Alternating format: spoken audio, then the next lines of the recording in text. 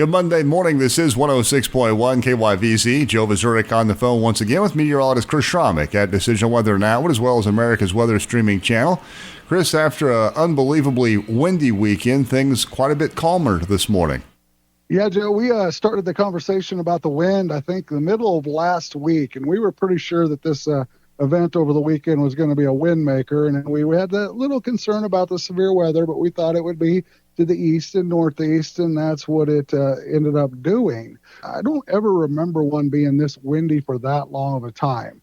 Those winds started picking up Friday afternoon for that track meet, and we saw gusts by the end of it up there at the high school in the 35 to 40 mile an hour range. There was dust blowing, and then that wind just kind of continued and strengthened through the day on Saturday.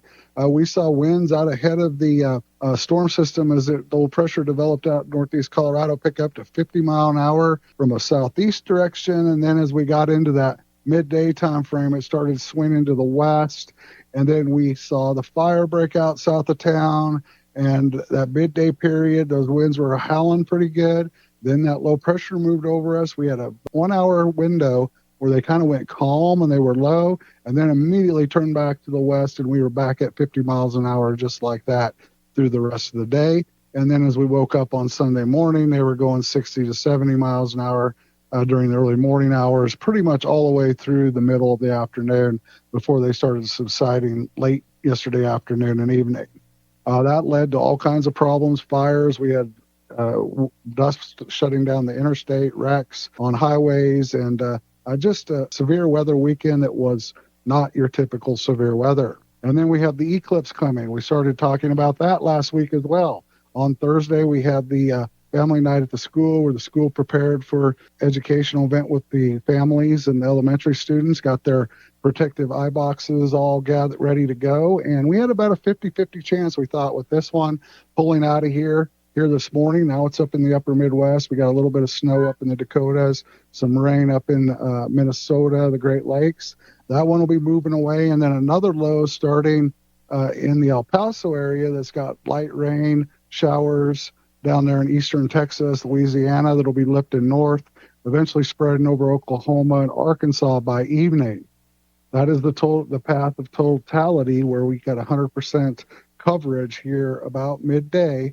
And that is going to have clouds, and those clouds will be moving our way. However, they're going to stay south of I-70, and we should have perfect viewing for the eclipse here. It'll start about 12:30, go till 3 o'clock, and the peak will be at 1:46 p.m., where we should see 73, almost 74% of total eclipse. This is a solemn day for the American Indian culture. It is a day where the Navajos will take the day off, and during that period of the eclipse, they will be indoors praying and doing their meditation for rebirth and a new year.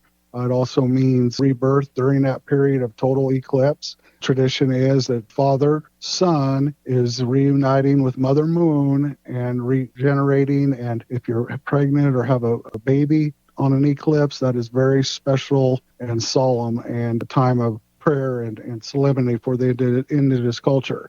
So that's a little background on what we got going on this afternoon. It looks like it's going to be good for that. We'll have some clouds, later today. Temperatures will climb up there to seasonal values today, tomorrow, and Wednesday in those low to mid 60s. Lows will be a few degrees above freezing in the 30s to upper 30s by the end of the week. We'll hit 70 on Friday, heading towards 80s over the weekend. Dry the entire period. The winds will start picking back up Wednesday, Thursday, Friday. Elevated fire conditions will return. And then we don't see any weather until Monday, where we got the chance for maybe some severe thunderstorms Monday afternoon and evening. Okay, once again, that's Chris Sramek at Decision Weather Now, as well as America's Weather Streaming Channel, joining us this morning here on KYVZ Radio. I'm Joe Vazurek.